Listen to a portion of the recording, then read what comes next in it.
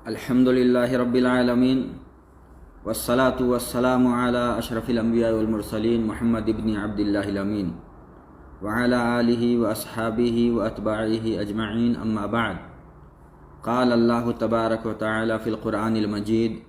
فأعوذ بالله السميع العليم من الشيطان الرجيم بسم الله الرحمن الرحيم. لقد كان لكم في رسول الله أسوة حسنة لمن كان يرجو الله واليوم الآخر وذكر الله كثيرا. وقال النبي صلى الله عليه وسلم: صلوا كما رأيتموني أصلي. محترم سامعین کرام، مشاہدین اعزام، السلام علیکم ورحمۃ اللہ وبرکاتہ۔ دین اسلام کی 5 بنیادوں میں سے دوسری اہم بنیاد روزانہ 5 اوقات کی نمازوں کی ادائیگی بھی ہے۔ نماز وہ اہم عبادت ہے جس پر جنت و جہنم کا وعدہ و وعید ہے کہ جو اس کی پابندی کرتا ہے اس کے لیے جنت کا وعدہ کیا گیا ہے۔ جو نماز چھوڑ دیتا ہے یا نماز کی ادائیگی میں سستی کاہلی سے کام لیتا ہے اس کے لیے ہلاکت، ویل، جہنم کی وعید سنائی گئی ہے۔ اور یہ اہم عبادت کچھ اقوال و افعال پر مشتمل ہے، اقوال اور افعال سے مرکب ہے، اور ان اقوال و افعال کی مختلف حیثیت ہے۔ بعض ارکان کے درجے میں ہیں تو بعض واجبات کے درجے میں اور بعض سنن اور مستحبات کے درجے میں۔ اس سے پہلے درسوں میں نماز کی شرطیں، نماز کے ارکان بیان کیے جا چکے ہیں۔ آج انشاءاللہ العزیز نماز کے واجبات اور سنن، پھر نماز کا مکمل طریقہ اختصاراً مختصراً بیان کرنے کی کوشش کروں گا۔ اللہ رب العزت مجھے حق بات آپ تک حق طریقے سے پہنچانے کی توفیق عطا فرمائے۔ ہم سب کو سننے، سمجھنے اور حق باتوں پہ عمل کرنے کی توفیق سے نوازے، آمین۔ اللہ رب العزت نے ہمیں حکم دیا ہے کہ ہم نبی اکرم صلی اللہ علیہ وسلم کی ذات کو اپنے لیے نمونہ اور آئیڈیل بنائیں، اپنے عقیدے اور عمل کو ان کے سانچے میں ڈھالیں، جیسا کہ اللہ نے فرمایا: لقد كان لكم في رسول الله اسوة حسنة لمن كان يرجو الله واليوم الآخر وذكر الله كثيرا۔ یہ بے شک اللہ کے رسول محمد صلی اللہ علیہ وسلم کی زندگی میں تمہارے لیے بہترین نمونہ ہے، ان لوگوں کے لیے جو اللہ اور آخرت پر یقین رکھنے والے ہیں اور جو اللہ کو کثرت سے یاد کرنے والے ہیں۔ تو اس آیت سے اللہ رب العزت نے ہمیں یہ پیغام دیا ہے کہ نبی اکرم صلی اللہ علیہ وسلم کی سیرت کو ہم دیکھیں، ان کے مطابق اپنے عقیدے کو، اپنی اعمال و اخلاق کو سنواریں۔ تو نماز ایک اہم عبادت ہے جس کا اللہ نے ہمیں حکم دیا ہے، تو یہ ضروری ہے کہ ہم نماز بھی اللہ کے رسول صلی اللہ علیہ وسلم کی نماز جیسی پڑھیں۔ اور اللہ کے رسول صلی اللہ علیہ وسلم نے خود بھی ہمیں اس بات کا حکم دیا ہے کہ ہم آپ صلی اللہ علیہ وسلم کی جیسی نماز پڑھیں۔ صلو کما رأیتمونی اصلی، رواہ الامام بخاری فی صحیحہ، کہ ویسی نماز پڑھو جیسی نماز مجھے پڑھتے دیکھتے ہو۔ صحابہ کرام براہ راست اور ڈائریکٹ اللہ کے رسول صلی اللہ علیہ وسلم کی نماز دیکھتے تھے تو ان کو یہ حکم تھا کہ جیسی نماز مجھے پڑھتے دیکھتے ویسی پڑھو۔ لیکن ہم ڈائریکٹلی اللہ کے رسول صلی اللہ علیہ وسلم کو تو نہیں دیکھتے، لیکن ہمارے پاس بھی اللہ کے رسول صلی اللہ علیہ وسلم کی نماز کا بیان موجود ہے حدیثوں کی شکل میں۔ اللہ کے رسول صلی اللہ علیہ وسلم کی نماز کا مکمل طریقہ، مکمل صفت حدیثوں میں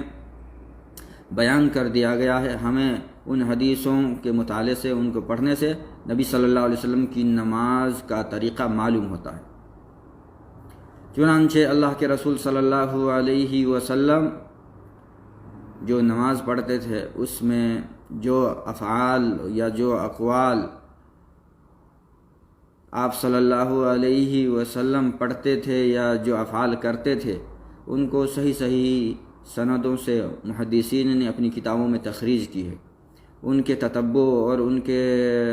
احصاء اور استقراء سے یہ بات معلوم ہوتی ہے کہ آپ صلی اللہ علیہ وسلم کی نماز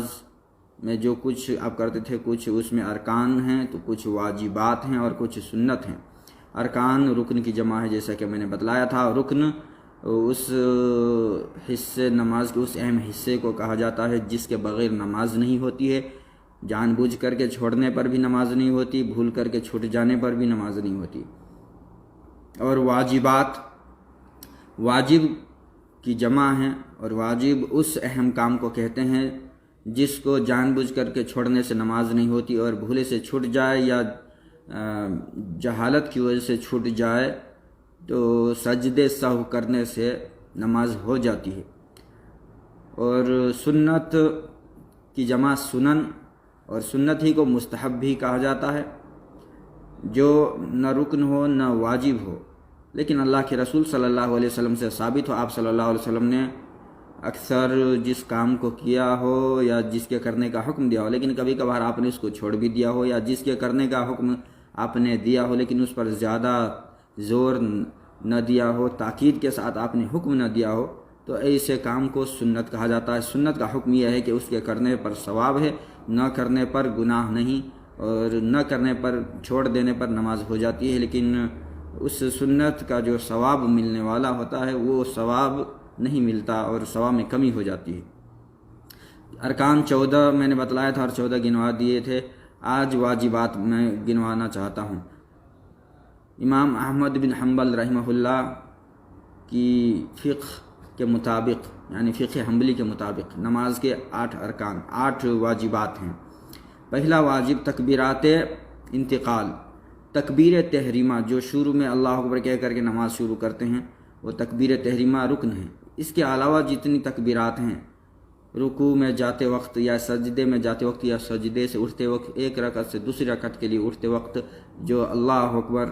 کہتے ہیں اس کو تکبیر انتقال کہا جاتا ہے۔ تو جتنے تکبیرات انتقال ہیں یہ واجب کے درجے میں ہیں، ان کو اگر کوئی جان بوجھ کر کے چھوڑے نماز نہیں ہوگی۔ اگر بھولے سے چھوٹ جائے یا لا علمی میں چھوٹ جائے یا کسی کو پتہ ہی نہ ہو کہ یہ واجب ہے، جہالت کی وجہ سے چھوڑ دے، تو سجدے سہو کرنے سے، جب اس کو معلوم ہو جائے، یعنی نماز پڑھنے کے بعد کوئی بتائے کہ یہ واجب ہے اور اس کو فوراً معلوم ہو جائے تو سجدے سہو کرنا ہوگا۔ سجدے سہو کرنے سے نماز ہو جائے گی اور کمی کی تلافی ہو جائے گی۔ دوسرا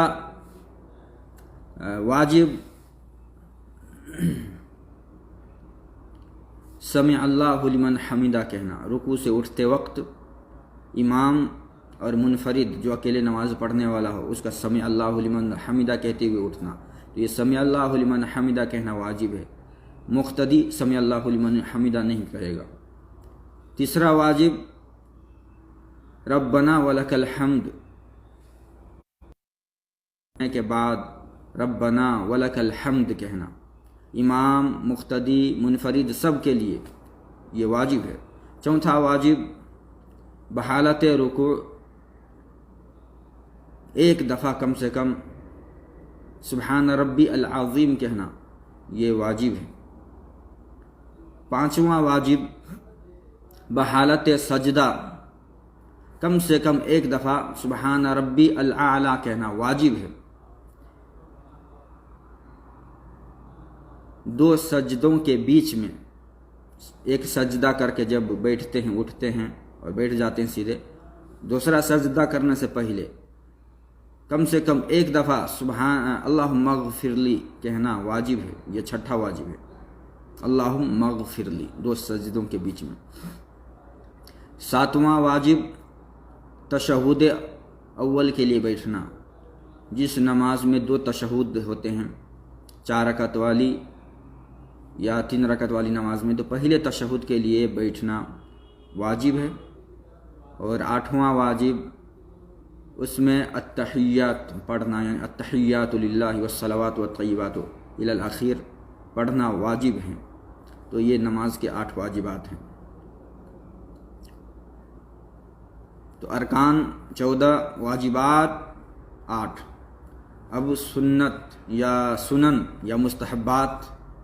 بیان کروں گا، اور کیونکہ مستحبات بہت زیادہ ہیں، مختلف علماء نے مختلف مستحبات کی تعداد بتلائی ہیں، میں ان میں سے اہم سنتیں اور مستحبات آپ کے سامنے رکھوں گا۔ اہم سنتوں اور مستحبات میں سے کچھ یہ ہیں: ثنا پڑھنا، جو ہم نیت کر کے تکبیر تحریمہ کہہ کر ہاتھ باندھ لیتے ہیں، تو ثنا سبحانک اللہم بحمدک و تبارک اسمک و تعالی جدک ولا الہ غیرک، یا اس کے علاوہ دیگر الفاظ کے ساتھ جو ثنا ثابت ہے، اللہم باعد بینی و بین خطایای کما بعدت بین المشرق والمغرب، یا اس کے علاوہ دیگر الفاظ جو بھی یاد ہو وہ ثنا پڑھیں جو صحیح سند سے ثابت ہے۔ اگر ان صحیح سند سے ثابت شدہ ثنا کو الگ الگ موقع سے الگ الگ ہم پڑھیں بدل کر کے، تو تمام سنتوں پہ عمل ہو جاتا ہے۔ اسی طرح اہم سنتوں میں سورہ فاتحہ پڑھنے سے پہلے اعوذ باللہ من الشیطان الرجیم بسم اللہ، اور بسم اللہ پڑھنا، بسم اللہ الرحمن الرحیم بھی سنت ہے۔ اور سورہ فاتحہ پڑھنے کے بعد اس کے ساتھ کوئی اور سورہ ملانا صحیح قول کے مطابق سنت ہے۔ امام ابو حنیفہ رحمہ اللہ کے یہاں پر واجب ہے سورہ فاتحہ کے علاوہ کوئی سورہ ملانا 2 رکعت شروع کی 2 رکعتوں میں، 4 اور 3 رکعتوں والی نماز میں شروع کی 2 رکعتوں میں، اور جن نمازوں میں صرف 2 ہی رکعتیں ہیں تو دونوں رکعتوں میں سورہ فاتحہ کے علاوہ کوئی سورہ ملانا امام ابو حنیفہ کے ہاں واجب ہے، لیکن اور دیگر علماء کے ہاں سنت ہے، امام احمد بن حنبل کے ہاں سنت ہے۔ تو سورہ فاتحہ پڑھ کر کے جو بھی سورت یاد ہو وہ پڑھ لیں۔ اگر کسی کو کوئی اور سورہ یاد نہیں، صرف سورہ فاتحہ ہے، تبھی بھی نماز ہو جائے گی، کیونکہ سورہ فاتحہ رکن ہے، اور رکن ادا کر لے تو نماز ہو جائے گی، کیونکہ سورہ فاتحہ کے علاوہ اور کوئی سورہ پڑھنا سنت ہے، اور سنت کے چھوڑنے سے نماز میں ایسی کمی نہیں آتی کہ جس کی وجہ سے نماز نہ ہو، بلکہ صرف ثواب میں کمی آئے گی،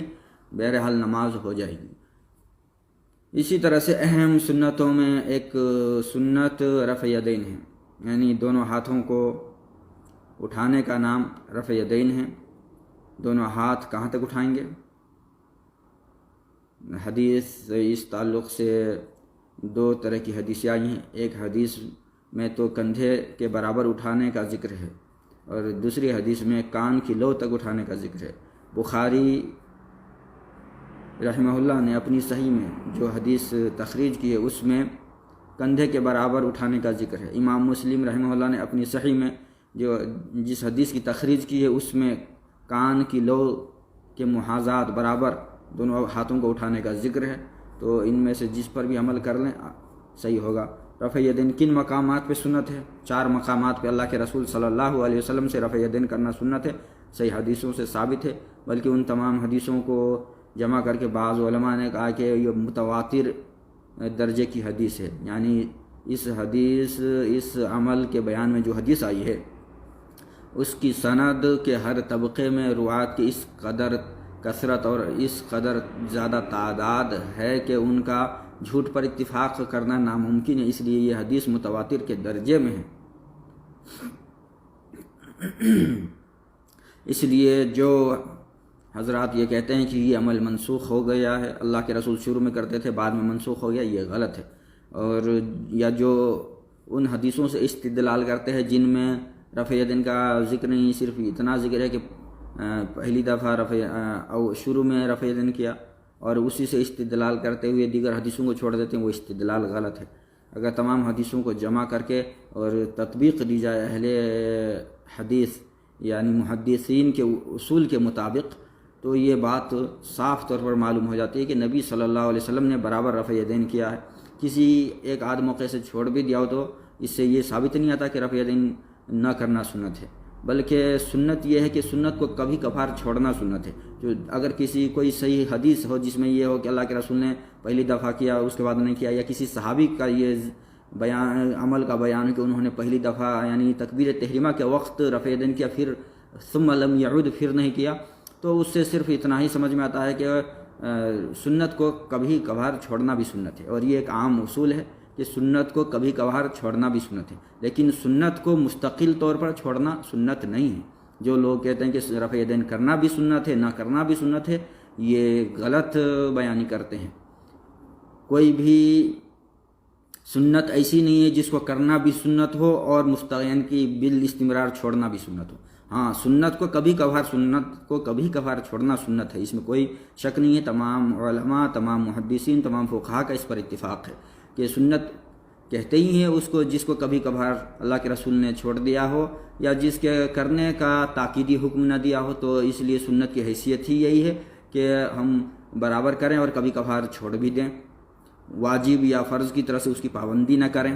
لیکن کوئی بھی سنت ایسی نہیں ہے جس کو کرنا بھی سنت ہے اور بالاستمرار برابر چھوڑنا بھی سنت ہے۔ تو جو یہ کہتے ہیں کہ رفع یدین کرنا بھی سنت ہے، نہ کرنا بھی سنت ہے، یہ غلط ہے، اور وہ یا تو صحیح علم نہیں رکھتے اس مسئلے کے بارے میں، یا پھر علم رکھتے ہوئے غلط بیانی کرتے ہیں، مغالطے میں ڈالتے ہیں، تلبیس کا کام کرتے ہیں۔ تو رفع یدین اللہ کے رسول صلی اللہ علیہ وسلم کی مستقل سنت اور بالاستمرار وہ سنت ہے جس پہ آپ نے استمرار برتا ہے، اور آپ کے بعد آپ کے صحابہ جلیل القدر صحابہ کرام نے، بڑے بڑے علم والے، بڑے فضل والے صحابہ کرام نے اس کی پابندی کی ہے، اس پہ مداومت برتی ہے، اور اس کی حدیثیں بخاری، مسلم اور تمام چھوٹی بڑی حدیث کی کتابوں میں بکثرت حدیثیں آئی ہیں۔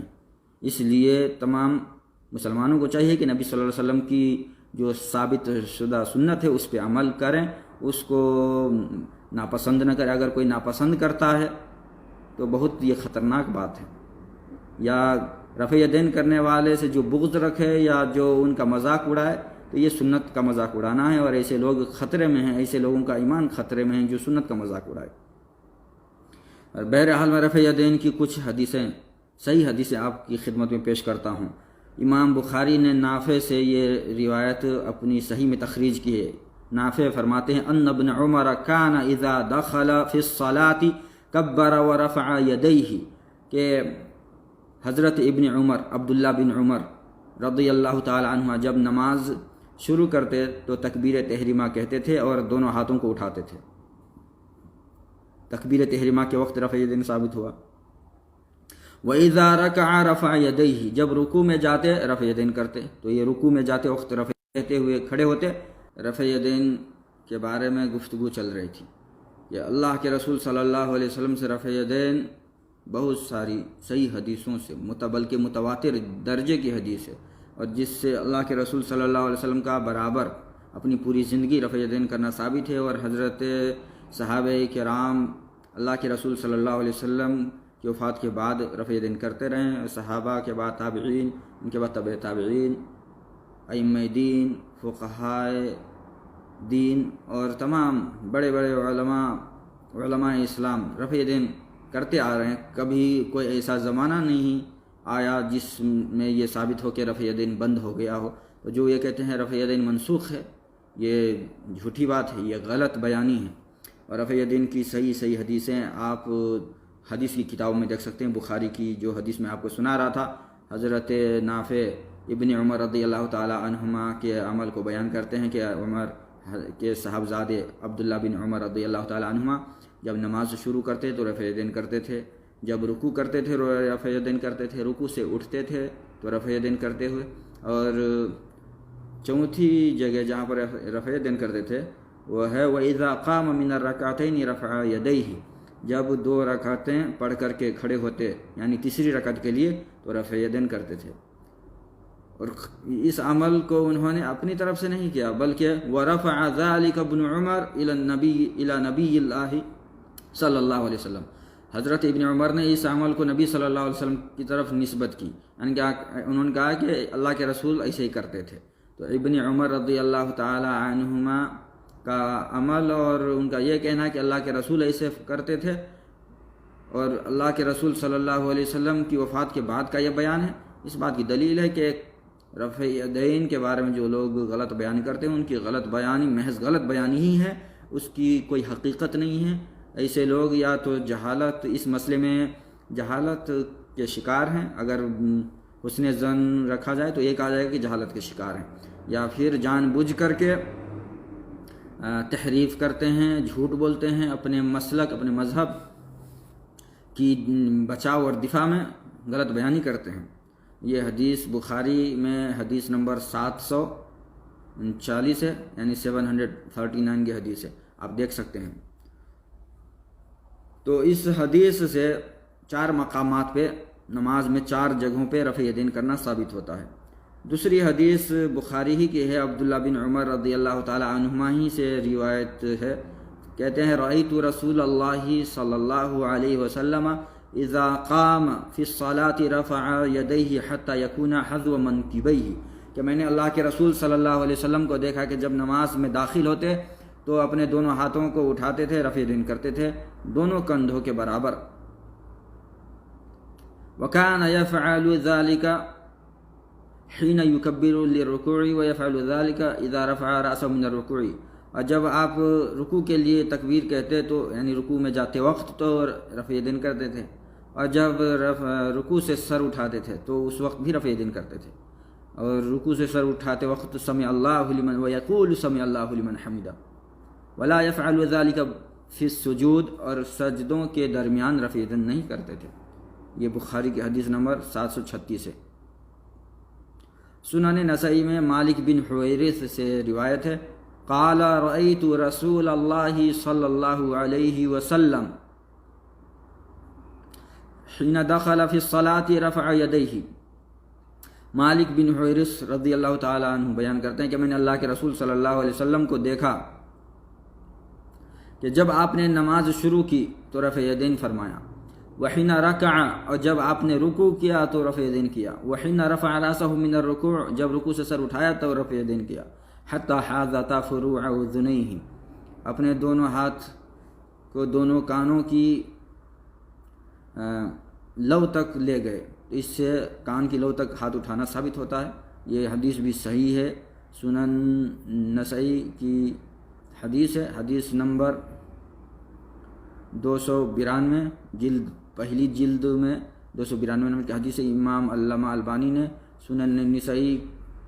کو 2 حصوں میں کیا ہے، صحیح سنن نسائی اور ضعیف سنن نسائی۔ تو صحیح سنن نسائی کی جلد پہلی جلد اور حدیث نمبر 292 یہ حدیث ہے، اور علامہ البانی نے اس پہ صحیح کا حکم لگایا ہے۔ تو یہ اہم سنت ہے جو اللہ کے رسول صلی اللہ علیہ وسلم سے ثابت ہے۔ اس کے برخلاف جو لوگ جو کچھ بولتے ہیں وہ جھوٹی باتیں پھیلاتے ہیں۔ دوسری سنت، اہم سنت نماز کی سنت ہے دائیں ہاتھ کو بائیں ہاتھ پہ رکھ کر سینے پہ رکھنا۔ دائیں ہاتھ کو بائیں ہاتھ پہ رکھ کر سینے پر رکھنا جب حالت قیام میں ہوتے ہیں، تو یہ اللہ کے رسول کی سنت رہی ہے۔ بخاری میں ہی یہ حدیث ہے، سہل بن سعد رضی اللہ تعالی عنہ روایت کرتے ہیں، قال کان الناس یؤمرون ان یضع الرجل الید الیمنى علی ذراعه اليسرى فی الصلاة، فرماتے ہیں کہ لوگوں کو یعنی صحابہ کرام کو حکم دیا جاتا تھا۔ حکم دینے والا کون تھا؟ اللہ کے رسول صلی اللہ علیہ وسلم، یعنی کہ اللہ کے رسول صلی اللہ علیہ وسلم صحابہ کرام کو حکم دیتے تھے کہ اپنے دائیں ہاتھ کو بائیں ہاتھ کی زرہ پہ بازو پہ رکھیں۔ تو دائیں ہاتھ کو بائیں بازو پر رکھنے کا حکم دیا جاتا تھا لوگوں کو۔ اگر آپ دائیں ہاتھ کو بائیں بازو پہ رکھیں تو اس کی کیا کیفیت بنے گی؟ یا تو سینے پر یا سینے سے تھوڑے نیچے جا ہی نہیں سکتا، سرہ یعنی ناف پہ یا ناف سے نیچے۔ اگر کوئی ناف سے نیچے ہاتھ باندھ کر کے دکھائے، یعنی کہ دائیں ہاتھ کو بائیں بازو پہ رکھ کر اور نیچے ہاتھ باندھے تو ہاتھ نہیں جائے گا۔ بازو کہتے ہیں زرہ کو، آرم پر پورے ہاتھ کو پورے ہاتھ پر رکھیں، یا دائنے ہاتھ سے بازو کو پکڑے،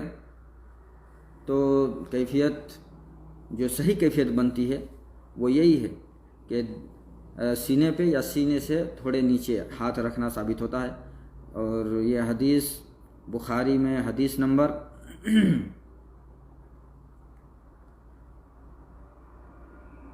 740 ہے۔ اور دوسری حدیث ابن خزیمہ میں وائل بن حجر رضی اللہ تعالی عنہ سے آئی ہے، فرماتے ہیں صلیت مع رسول اللہ صلی اللہ علیہ وسلم، کہ میں نے اللہ کے رسول صلی اللہ علیہ وسلم کے ساتھ نماز پڑھی،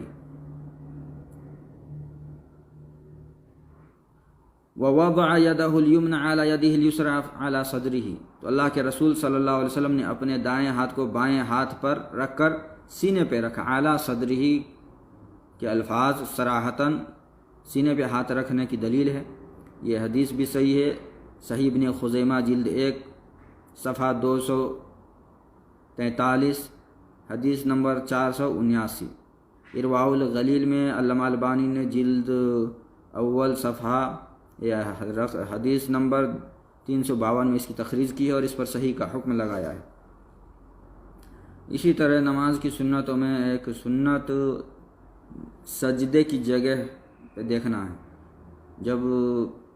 ہم کھڑے ہوں یا رکوع کی حالت میں ہوں تو سجدے کی جگہ پہ دیکھنا چاہیے۔ حاکم نے اپنی مستدرک میں مائیں عائشہ رضی اللہ تعالی عنہا سے یہ روایت کی ہے، یہ فرماتی ہیں لما دخل رسول اللہ صلی اللہ علیہ وسلم الکعبہ ما خلف بصرہ موضع سجودہ، جب اللہ کے رسول صلی اللہ علیہ وسلم نے خانہ کعبہ میں داخل ہو کر نماز پڑھی تو آپ اپنی نگاہیں سجدے کی جگہ سے اور کہیں نہیں ہٹاتے تھے، سجدے کی جگہ پہ برابر دیکھتے تھے۔ یہ حدیث صحیح ہے، مستدرک حاکم جلد 1 صفحہ 479، اور صفت صلاۃ النبی علامہ البانی کی کتاب ہے، اس میں اس حدیث کو صفحہ 69 پہ نقل کی ہے اور اس پہ صحیح کا حکم لگایا ہے۔ اللہ کے رسول صلی اللہ علیہ وسلم جب نماز پڑھتے تو آنکھیں کھول کر کے رکھتے تھے اور سجدے کی جگہ پہ دیکھتے تھے، یعنی آنکھیں بند کرنا سنت سے ثابت نہیں ہے، بلکہ آنکھیں بند کرنا مکروہ ہے عام حالت میں، الا ہے کہ کسی وجہ سے آنکھیں بند کرنے کی ضرورت پڑ جائے، مثلا نمازی کے آگے میں کوئی ایسی چیز ہو جو اس کی توجہ اپنی طرف کھینچتی ہو، اس کی نگاہیں اس طرف بار بار اٹھتی ہو، نماز میں خلل پیدا ہو رہا ہو، خشوع خضوع میں کمی آ رہی ہو، تو خشوع خضوع برقرار رکھنے کے لیے اور خلل سے بچنے کے لیے اگر آنکھیں بند کرنے کی ضرورت پڑے تو بند کرنا بہتر ہے، مستحب ہے، یعنی کہ نماز میں خلل سے بچنے کے لیے آنکھوں کو بند کرنے کی ضرورت پڑے تو خلل سے بچنا واجب ہے، اور نماز میں خشوع خضوع واجب ہے، اس لیے واجب کیفیت پیدا کرنے کے لیے اور خلل سے بچنے کے لیے آنکھیں بند کر سکتے ہیں۔ بہرحال عام حالتوں میں اگر اس طرح کا کوئی خلل پیدا کرنے والی چیز سامنے نہ ہو تو آنکھیں کھول کر کے رکھنا ہی سنت ہے، جیسا کہ زاد المعاد میں علامہ ابن قیم جلد 1 صفحہ 293 پہ یہ بات لکھی ہے۔ اور نماز کی سنتوں میں سے اہم سنت سورہ فاتحہ کے بعد پڑھنے کے بعد آمین کہنا بھی ہے۔ آمین زور سے جو نماز ہم پڑھتے ہیں جہری نماز جس میں زور سے قرأت کی جاتی ہے اس میں زور سے آمین کہنا سنت ہے، جس میں آہستہ آہستہ قرأت کی جاتی ہے اس میں آہستہ سے آمین کہنا سنت ہے۔ اس مسئلے میں بھی اکثر علماء نے تو آمین زور سے کہنے کو سنت قرار دیا، لیکن کچھ علماء ہیں جو ہر حال میں آہستہ سے آمین کہنے ہی کو سنت کہتے ہیں اور زور سے آمین کہنے سے منع کرتے ہیں، اور وہ اپنے طور پر اپنے مسئلے کو اپنے قول کو دلیلوں سے مدلل کرنے کی کوشش کرتے ہیں، جو بہرحال ان کی وہ کوشش صحیح نہیں ہے۔ صحیح قول اور صحیح حدیثوں کی روشنی میں اگر اس مسئلے کو دیکھیں اور اس کی تحقیق کریں تو اقرب الی الصواب، بلکہ درست بات یہی ہے کہ زور سے آمین کہنا، زور کی نماز میں زور سے آمین کہنا نبی صلی اللہ علیہ وسلم کی سنت رہی ہے، اور آپ کے بعد صحابہ نے اس پہ مداومت کی ہے، اور صحابہ کے بعد تابعین نے تابعین کے بعد تابعین، اور بہرحال ہر زمانے میں کچھ ایسے افراد پائے گئے ہیں جو زور سے آمین نہیں کہتے تھے، لیکن کسی بھی مسئلے میں جب اختلاف پیدا ہو جائے تو ہمیں دلیل کی طرف رجوع کرنا چاہیے، کیونکہ اللہ تعالیٰ نے ہمیں ایک اصول دیا ہے کہ جب بھی آپس میں اختلاف ہو جائے تو اس مسئلے کا حل کتاب اللہ سنت رسول اللہ کی طرف لوٹاؤ اور اس میں تلاشو، اطیعوا اللہ و اطیعوا الرسول و اولی الامر منکم فإن تنازعتم فی شیء فردوه الی اللہ والرسول۔ تو اس مسئلے میں علماء کا اختلاف ہے تو ہم اس کو لوٹاتے ہیں اور حدیث رسول میں دیکھتے ہیں تو ہمیں صحیح صحیح حدیثیں ملتی ہے۔ اللہ کے رسول صلی اللہ علیہ وسلم سے زور سے آمین کہنا ثابت ہے، سب کے لیے، منفرد، امام، مقتدی، سب کے لیے زور سے آمین کہنا ثابت ہے۔ ابو داود نے اپنی سنن ابو داود میں وائل بن حجر سے یہ روایت تخریج کی ہے، فرماتے ہیں، وائل بن حجر فرماتے ہیں کان رسول اللہ صلی اللہ علیہ وسلم اذا قرأ ولا الضالین قال آمین ورفع بها صوته، صحیح ابی داود للالبانی حدیث رقم 824۔ جب اللہ کے رسول صلی اللہ علیہ وسلم ولا الضالین یعنی سورہ فاتحہ پڑھتے ہوئے غیر المغضوب علیہم ولا الضالین پڑھتے، جیسے کہ وائل بن حجر فرماتے ہیں، جب اللہ کے رسول صلی اللہ علیہ وسلم ولا الضالین کہتے تو آمین کہتے تھے، ورفع بها صوته اور آواز بلند کہتے تھے آمین، رفع بها صوته صراحتاً زور سے آمین کہنے کی دلیل ہے۔ اس میں کوئی تاویل کی ضرورت نہیں ہے، یا اپنی طرف سے بات بہت سے لوگ حدیثوں میں جوڑ کر کے اور حدیث کا نام لیتے ہیں لیکن اپنی باتیں حدیث میں داخل کر دیتے ہیں، اس کی ضرورت نہیں ہے، بلکہ صراحت ہے، ایک دم واضح ہے، کلیئرلی انداز میں یہ بات ہمیں سمجھ میں آتی ہے۔ ورفع بها صوته، آمین زور سے کہتے تھے، رفع بها صوته سے یہ صاف طور پہ معلوم ہوتا ہے۔ یہ حدیث صحیح حدیث ہے۔ علامہ البانی نے سنن ابی داود کو صحیح اور ضعیف میں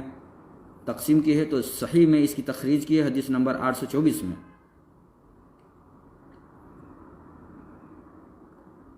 اسی طرح نماز کی اہم سنتوں میں سے رکوع میں 3 دفعہ سبحان ربی العظیم کہنا، 1 دفعہ کہنا تو واجب ہے، اور 1 دفعہ سے زیادہ 3 دفعہ، 5 دفعہ، 7 دفعہ کہنا سنت ہے۔ اور سجدے میں سبحان ربی الاعلیٰ 1 مرتبہ کہنا تو واجب ہے، لیکن 1 مرتبہ سے زائد 3 دفعہ، 5 یا 7 دفعہ کہنا سنت ہے۔ جیسے کہ صحیح ابی داود میں یہ حدیث نمبر 774 ہے، اللہ کے رسول صلی اللہ علیہ وسلم رکوع اور سجدے میں سبحان ربی العظیم اور سبحان ربی الاعلیٰ 3 دفعہ یا اس سے زائد کہتے تھے۔ اسی طرح رکوع سے اٹھتے وقت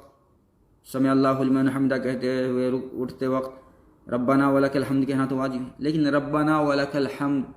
کے علاوہ ملء السماوات وملء الارض وملء ما شئت من شیء بعد یہ الفاظ کہنا یہ سنت ہے۔ ربنا ولک الحمد حمدا کثیرا طیبا مبارکا فیہ، یا ربنا ولک الحمد صرف اتنا یہ واجب ہے، لیکن ملء السماوات وملء الارض وملء ما شئت من شیء بعد یہ الفاظ بھی اللہ کے رسول سے ثابت ہے، اور کبھی کبھار اللہ کے رسول نے یہ الفاظ کہیں پابندی نہیں کی، تو اس لیے اس کو سنت کے درجے میں رکھا گیا ہے، تو یہ کہنا سنت ہے۔ اگر کوئی نہ کہے تو اس سنت کے چھوڑنے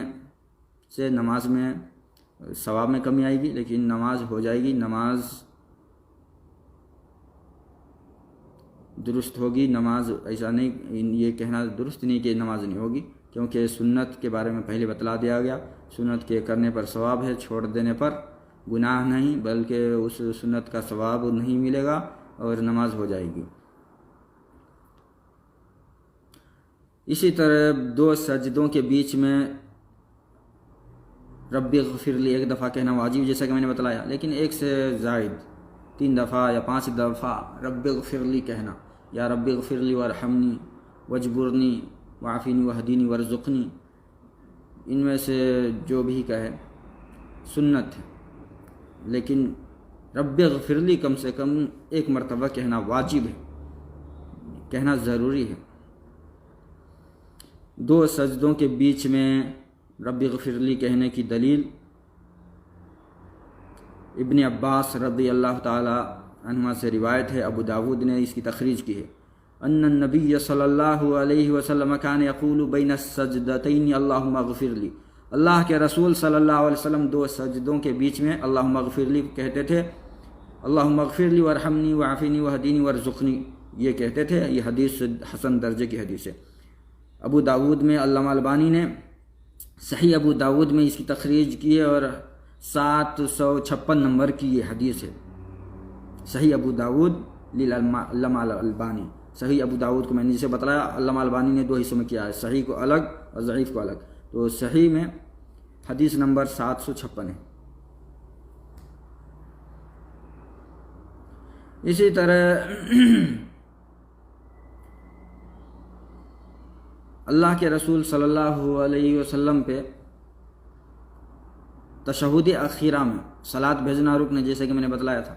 اور کہا تھا کہ کم سے کم اللہم صلی علی محمد کہنا یہ رکن ہے، اور اس کے علاوہ اور جو الفاظ ہیں اللہم صلی علی محمد کے بعد علی آل محمد کما صلیت علی ابراہیم وعلی آل ابراہیم انک حمید مجید، اللہم بارک علی محمد وعلی آل محمد کما بارکت علی ابراہیم وعلی آل ابراہیم انک حمید مجید، یہ سارے الفاظ کہنا سنت ہے، لیکن کم سے کم اللہم صلی علی محمد یہ کہنا رکن ہے، اس کے بغیر نماز نہیں ہوگی، یعنی کہ تشہد اخیرہ میں۔ جلسے استراحت بھی سنتوں میں سے ایک اہم سنت ہے۔ جلسے استراحت 1 رکعت کے بعد دوسری رکعت کے لیے کھڑے ہونے سے پہلے سجدے سے اٹھ کر کے سیدھے بیٹھ جانا تاکہ تمام ہڈیاں اپنی جگہ واپس ہو جائیں، اس کو جلسے استراحت کہا جاتا ہے۔ دوسری رکعت یا تیسری رکعت کے لیے کھڑے ہونے سے پہلے بیٹھ جائیں، سجدے سے اٹھ کر کے ڈائریکٹ نہ اٹھ کر کے پہلے بیٹھ جائیں اور پھر کھڑے ہوں، تو اس بیٹھنے کو جلسے استراحت کہا جاتا ہے۔ بہت سے لوگ یہ جلسے استراحت نہیں کرتے، بلکہ کچھ مذہب میں تو اس کو اسے روکا گیا، کہا گیا کہ یہ ثابت نہیں ہے، اور بعض نے اس کی تو تعویل کی ہے کہ اللہ کے رسول صلی اللہ علیہ وسلم بڑھاپے میں اور کمزوری کی وجہ سے ایسا کرتے تھے، یہ سنت نہیں ہے، تعویل کرتے ہیں اپنے مذہب کو بچانے کے لیے، جبکہ ان کی اس تعویل کی کوئی دلیل نہیں ہے۔ صحیح اصول اللہ کے رسول صلی اللہ علیہ وسلم کے عمل کے بارے میں یہ ہے کہ اللہ کے رسول صلی اللہ علیہ وسلم کا عمل ہمارے لیے عمل ہے، اور خاص کر کے جب آپ نے کوئی عمل کسی عبادت کے تعلق سے کیا ہو یا عبادت کے اندر جو عمل کیا ہو، تو وہ تو اللہ کے رسول صلی اللہ علیہ وسلم بذریعہ وحی کرتے تھے، آپ کو وحی کے ذریعے اس کی تعلیم ہوتی تھی تو وہ کرتے تھے، تو ہمارے لیے اللہ کے رسول صلی اللہ علیہ وسلم کا عمل نمونہ ہے، ہمارے لیے دلیل ہے۔ جب تک کوئی خارجی دلیل، کوئی دوسری ایسی دلیل نہ آئے جو اس عمل کی تعویل کرتی ہو یا اس عمل کی کوئی توجیح کرتی ہو اور یہ اس سے ثابت ہو کہ اللہ کے رسول کے ساتھ خاص ہے یا یہ کسی عذر کی وجہ سے کیا گیا ہے، جب تک اس طرح کی کوئی دلیل نہ آئے اس وقت تک اللہ کے رسول کا وہ عمل ہمارے لیے اسوہ ہے، نمونہ ہے، اور وہ ہمارے لیے دلیل ہے۔ اس لیے بغیر دلیل کے تعویل کرنا یہ حدیث میں دراصل تحریف ہے، تو جو لوگ اس کی تعویل کرتے ہیں وہ غلط تعویل ہے، ان کے پاس اس کی کوئی دلیل نہیں ہے، بلکہ صحیح بات ہے کہ جلسے استراحت سنت ہے، مستحب ہے، اگر کوئی کرتا ہے تو سنت کا ثواب ملے گا، اگر نہیں کرتا ہے تو سنت کے ثواب سے محروم ہوگا، لیکن اس سے منع کرنا یا اس کی تعویل کرنا یہ غلط ہے۔ نہیں کرتے ہو نہ کرو، لیکن جو کرتے ہیں اور یہ صحیح حدیث سے ثابت ہے تو اس سے روکنا یا اس سے منع کرنا یا اس کو مکروہ کہنا، جیسے کہ بعض لوگ کہتے ہیں، یہ سراسر خلاف شرع بات ہے۔ اور اس کی دلیل کیا ہے جلسے استراحت کی؟ شیخین امام بخاری اور مسلم دونوں نے مالک بن حویرث سے یہ حدیث تخریج کی ہے۔ مالک بن حویرث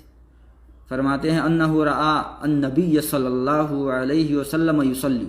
کہ انہوں نے اللہ کے رسول صلی اللہ علیہ وسلم کو نماز پڑھتے دیکھا۔ فاذا کان فی وتر من صلاتہ، جب آپ صلی اللہ علیہ وسلم طاق رکعت میں ہوتے تھے، پہلی یا تیسری رکعت میں ہوتے تھے، لم ینہض حتی یستوی قاعدا، تو کھڑے ہونے دوسری یا چوتھی رکعت کے لیے کھڑے ہونے سے پہلے سیدھے بیٹھ جاتے تھے. لم ینہض حتی یستوی قاعدا صراحتاً، جلسے استراحت کی دلیل ہے، اس میں کوئی تاویل کی ضرورت نہیں. بخاری کی حدیث نمبر 823 اور مسلم کی حدیث نمبر 829. اسی طرح سنتوں میں ایک اہم سنت 2 رکعت والی نمازوں میں یا 2 سجدوں کے بیچ میں بیٹھتے وقت یا 2 رکعت والی نمازوں میں تشہد کے لیے بیٹھتے وقت افتراش کرنا، یعنی بیٹھنے کی جو کیفیت اس کو افتراش کہا گیا. اور اس کی کیفیت کیا ہے؟ بائیں پاؤں کو بچھا کر کے بائیں پاؤں پہ چوتڑ رکھ کر کے بیٹھنا، دائیں پاؤں کی انگلیوں کو منصوب رکھنا، اسے اس کو افتراش کہا جاتا ہے. اور اگر 4 رکعت والی نمازیں ہوں یا 3 رکعت والی جس میں 2 تشہد ہوتے ہیں، تو ایسی نماز میں تشہد اخیرہ میں تورک سنت ہے، یعنی دونوں کے بیٹھنے میں الگ الگ طریقہ ہے. بعض مذاہب میں ہر حال میں کی طرح بیٹھنا ہے، افتراشی پہ عمل کرنا ہے، لیکن جو حدیث سے ثابت ہے وہ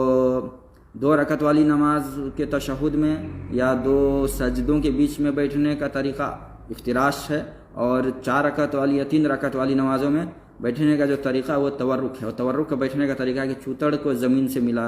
سٹا کر کے چوتڑ پہ بیٹھنا،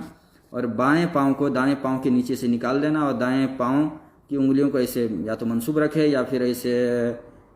قدم کو بچھا کر کے رکھیں، یا پھر دونوں قدموں کو ایک دوسرے کے اوپر ڈال دیں. 3 طریقے ہیں. تو تورک بھی اللہ کے رسول سے سنت ہے، اگر کوئی کرے تو اس پہ ثواب ملے گا، لیکن اس کا انکار کرنا یہ غلط ہے، کیونکہ یہ صحیح حدیث سے ثابت ہے. امام بخاری نے اس کی تخریج کی ہے. ابو حمید سعیدی سے یہ حدیث آئی ہے، فرماتے ہیں رضی اللہ تعالیٰ عنہ، انا كنت احفظكم لصلاة رسول اللہ صلی اللہ علیہ وسلم. فرماتے ہیں کہ میں صحابہ کرام کے درمیان یہ بات کہہ رہے ہیں کہ میں تم لوگوں میں سب سے زیادہ اللہ کے رسول صلی اللہ علیہ وسلم کی نماز کی کیفیت اور صفت کا جاننے والا ہوں. رأیتہ اذا کبر جعل یدیہ حذاء منکبیہ، میں نے اللہ کے رسول کو دیکھا کہ جب آپ تکبیر تحریمہ کہتے تھے یا تکبیر کہتے ہوئے تیسری رکعت کے لیے کھڑے ہوتے تو اب ہاتھ کو کہاں تک لے جاتے تھے؟ حذاء منکبیہ، منکبین کندھوں کے برابر اٹھاتے تھے. وَإِذَا رَكَعَ أَمْكَنَ يَدَيْهِ مِنْ رُكْبَتَيْهِ، جب رکوع کرتے تھے تو اپنے دونوں ہاتھوں سے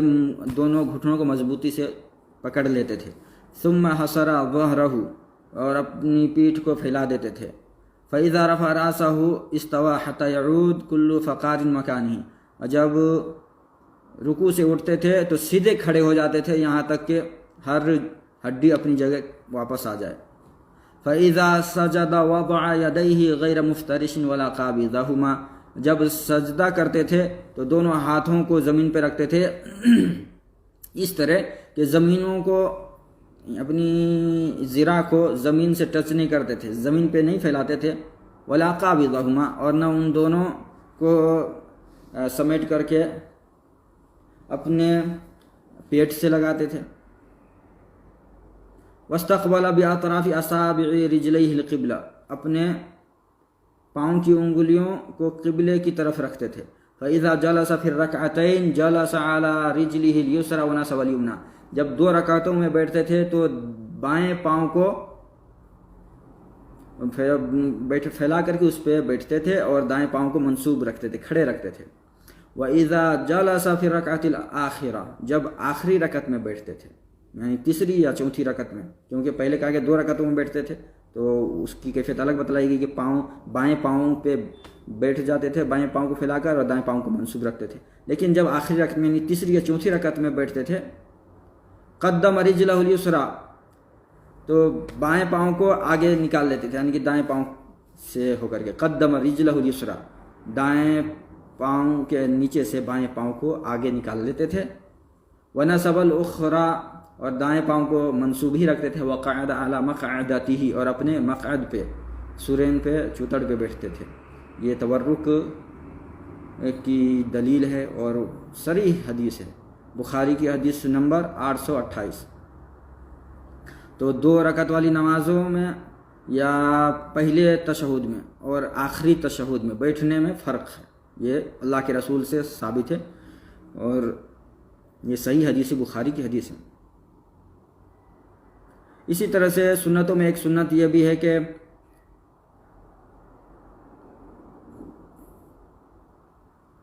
دوسری رکعت یا تیسری رکعت کے لیے کھڑے ہوتے وقت یا چوتھی رکعت کے لیے کھڑے وقت جب بھی زمین سے اٹھتے ہیں نیکسٹ رکعت کے لیے، تو ہاتھوں کو زمین پر ٹیک لگا کر کے اٹھنا۔ بہت سے لوگ دونوں ہاتھوں کو رانوں پہ،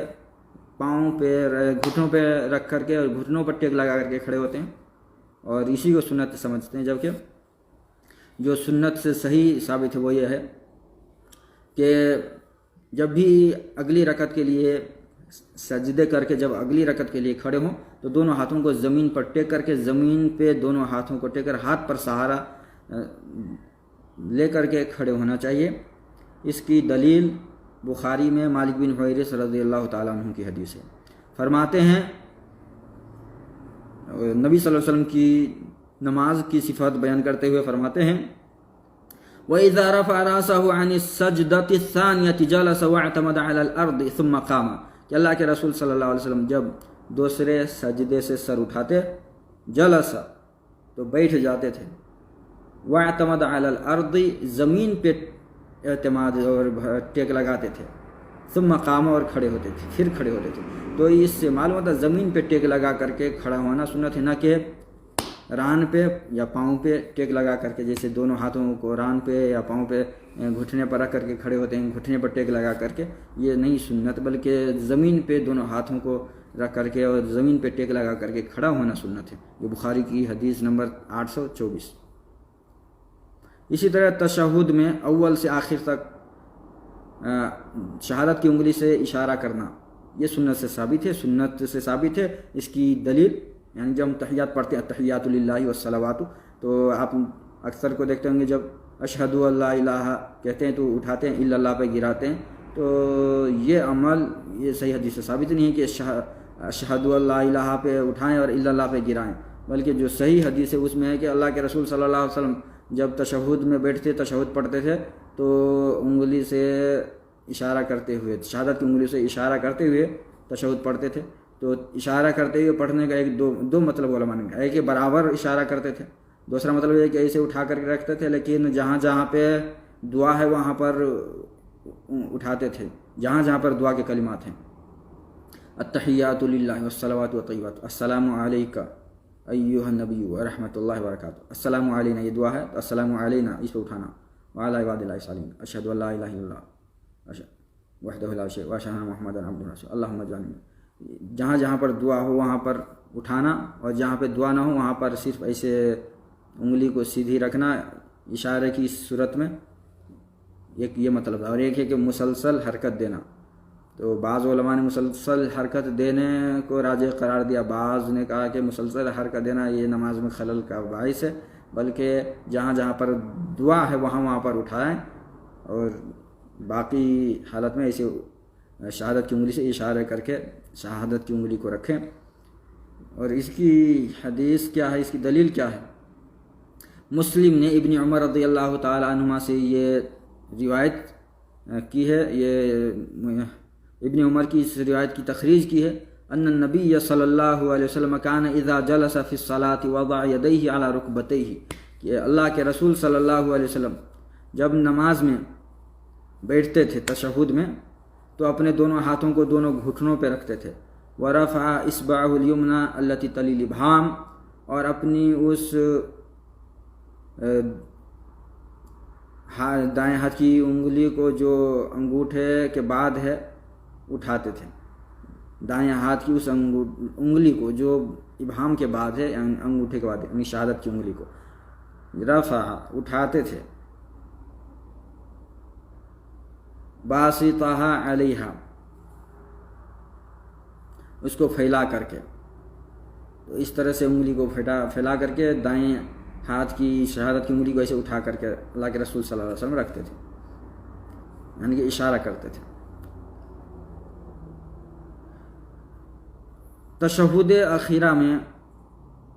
التحیات پڑھنے، نبی صلی اللہ علیہ وسلم پہ درود بھیجنے کے بعد جس قدر ممکن ہو دعا مانگنا، یہ سنت ہے۔ 4 چیزوں سے پناہ مانگنا، اللہم اعوذ بک من عذاب جہنم ومن عذاب القبر ومن فتنۃ المحیا والممات ومن فتنۃ المسیح الدجال۔ اس کو تو بعض علماء نے واجب قرار دیا ہے، بعض نے اس کو کہا سنت ہے۔ اس کے علاوہ اور بھی دعائیں مانگنا، تشہد کی حالت میں یہ وہ مقام ہے جہاں پر دعا مانگنی چاہیے۔ بہت سے لوگ ہیں یہاں پر دعا نہیں مانگتے، بلکہ سلام پھرنے کے بعد دعا مانگتے ہیں، یعنی کہ سنت کے خلاف عمل کرتے ہیں۔ سنت ہے تشہد میں دعا مانگنا، سنت ہے حالت سجدہ میں دعا مانگنا۔ بحالت سجدہ بندہ اللہ سے سب سے زیادہ قریب ہوتا ہے، اس میں کثرت سے دعا مانگنے پر ابھارا گیا ہے۔ اسی طرح سے جب تشہد میں تشہد اور نبی پہ درود پڑھ لیں تو اس کے بعد اللہ کے رسول نے فرمایا کہ بندہ جو بھی بھلی دعا مانگ سکتا ہو مانگے، تو یہ وہ مقام ہے جہاں پر دعا مانگنی چاہیے، لیکن یہاں پر دعا نہیں مانگتے۔ اور سلام پھیرنے کے بعد جو کہ ذکر کا مقام ہے جس میں ذکر کرنا چاہیے، تو ذکر نہ کر کے ذکر کو چھوڑ کر کے دعا مانگتے ہیں اور سنت کو چھوڑ دیتے ہیں۔ اس طرح سے وہ بدعت پہ عمل کرتے ہیں، اور یہ بات معروف ہے جب بھی کوئی قوم کوئی بدعت ایجاد کرتی ہے تو اس کے بالمقابل سنت اٹھا لی جاتی ہے۔ اور اس مسئلے میں بھی ایسا ہی ہوا ہے کہ ذکر نماز کے بعد، فرض نماز کے بعد ذکر سنت ہے، تو سنت پہ عمل نہیں کرتے جو لوگ دعا کرتے ہیں، ایک بدعت ایجاد کر لی ہے۔ ہر فرض نماز کے بعد اجتماعی دعا مانگنا پابندی کے ساتھ اللہ کے رسول سے ثابت نہیں ہے۔ یہ بدعت اس لیے کہ اللہ کے رسول کی موافقت میں اور ان کی نبی صلی اللہ علیہ وسلم کی سنت کی موافقت میں نہیں ہے۔ جو بھی عمل نبی صلی اللہ علیہ وسلم کی سنت کی موافقت میں نہ ہو اور اس کو دینی عبادت سمجھ کے ہم کرتے ہوں، وہ عبادت کا کام ہو، تو دراصل وہ بدعت ہے، وہی بدعت ہے جس سے روکا گیا، جس کو ضلالت کہا گیا ہے، جس کی شناعت اور قباحت صحیح حدیثوں میں آئی ہیں۔ تو بحالت تشہد التحیات پڑھنے، نبی پہ درود بھیجنے کے بعد کثرت سے دعا مانگے، یہ سنت ہے۔ اس کے علاوہ اور بھی نماز کی سنتیں ہیں۔ بہرحال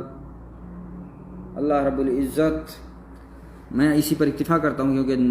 وقت لمبا گزر چکا ہے اور نماز کا وقت بھی ہو چکا ہے، اس لیے میں اسی پر اکتفا کرتا ہوں۔ انشاءاللہ العزیز کسی اور موقع سے اس پہ مزید گفتگو کی جائے گی۔ اللہ رب العزت ہمیں جو باتیں کہی گئی ان میں سے جو صحیح باتیں ہیں ان پہ عمل کرنے کی توفیق دے، اور اندھی تقلید سے بچنے کی توفیق دے۔ میری ان باتوں پہ اگر کسی کو اعتراض ہو تو کمنٹ میں اپنا اعتراض یا کوئی سوال ہو تو سوال بھیج سکتے ہیں۔ میں اپنے علم کی روشنی میں یا علماء کے اقوال کی روشنی میں آپ کے سوال کا جواب، آپ کے اعتراض کا جواب دینے کی کوشش کروں گا۔ وصلی اللہ وسلم وبارک علی نبینا محمد۔